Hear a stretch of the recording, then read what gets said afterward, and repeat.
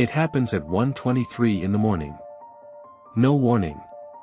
No countdown. Just a sound, two sharp cracks, one after the other, that people miles away will remember for the rest of their lives. And then a light. Not a flash. A light that stays.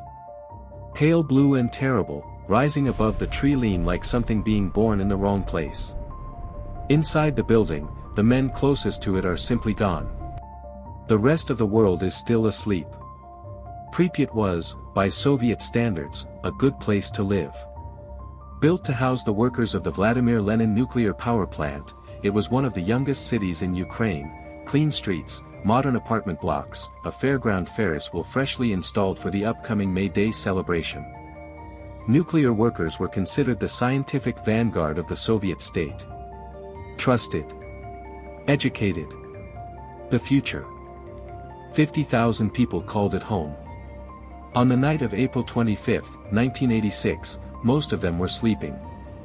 Reactor number 4 was running a safety test, routine, on paper. The test had been delayed for hours. The crew was tired. Multiple safety protocols had already been set aside to keep things on schedule. Senior staff had gone home. The men left in the control room were operating a machine in conditions its designers had never intended.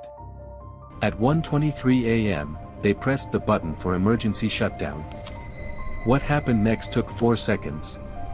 The reactor surged instead of stopping. Power spiked to 10 times its maximum safe output.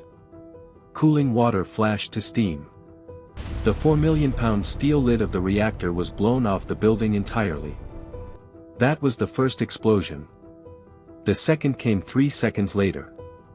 The core of reactor number 4 was now open to the sky, burning graphite and nuclear fuel scattered across the roof, the grounds, the air. Firefighters arrived within the hour. Nobody told them what they were walking into. They picked up pieces of reactor graphite with their bare hands. One said it felt warm, like asphalt in summer. Several felt a strange tingling, a metallic taste, almost pleasant, they said, before the nausea arrived. They had received fatal doses before the sun came up. 28 of them were dead within months. By morning, Pripyat looked exactly as it always had. Children went to school. People queued at the bread shop. The Ferris wheel waited for May Day. Nobody had been told anything. The Soviet instinct was to contain the information first and deal with the problem second. But the problem was already airborne. Invisible. Weightless. No smell. It drifted northwest across Belarus, Poland, and into Sweden, where workers at a nuclear plant triggered radiation alarms walking into their own building. The contamination was on their shoes. From the parking lot. From the open air. It was Swedish scientists who told the world something had gone catastrophically wrong inside the Soviet Union. Moscow denied it. Then denied it again. Pripyat wasn't evacuated until 36 hours after the explosion. Residents were told to pack for 3 days. They left doors unlocked, houseplants watered, photographs on the walls. They never came back. The containment effort was unlike anything the peacetime world had attempted. Helicopters dropped 5,000 metric tons of sand, lead, and boron over the open core in 10 days.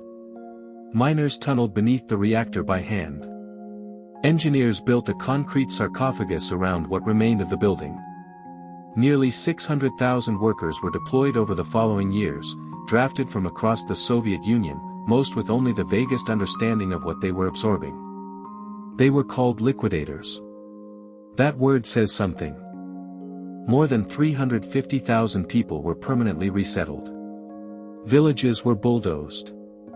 The soil was scraped up and buried. The exclusion zone, 30 kilometers in every direction, was sealed. Nature moved in quickly. Wolves and boar roam it now. Forests have swallowed the apartment blocks.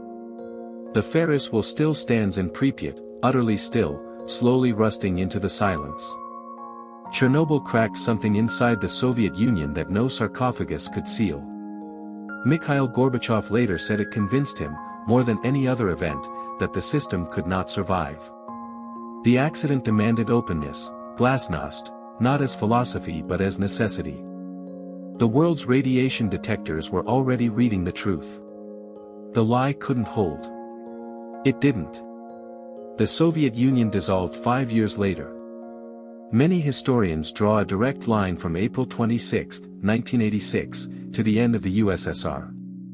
A government built on the premise of total control had failed, publicly and catastrophically, to control the most dangerous technology it owned. The authority never fully recovered. Globally, nuclear safety standards were overhauled.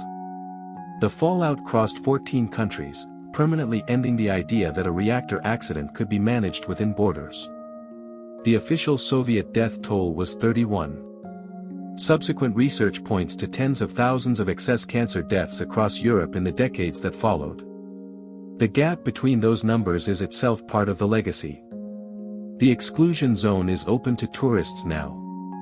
People come to photograph the empty swimming pool, to walk the overgrown streets, to stand beneath the new containment dome, the largest movable structure ever built, completed in 2016 above the ruins of Reactor Number 4. They stand in air that is mostly safe, on ground that is mostly quiet, and they try to understand what happened here. Chernobyl isn't a story about nuclear power. It's a story about what happens when institutions are built to hide failure rather than fix it, when the people nearest the danger are the last to hear the truth. Those conditions don't require uranium. They never did. Reactor number 4 is still there. Sealed. Cooling. On a timeline measured in centuries. The questions it left behind are still there too. And some of them, we still haven't answered. If this gave you something to think about, hit the like button.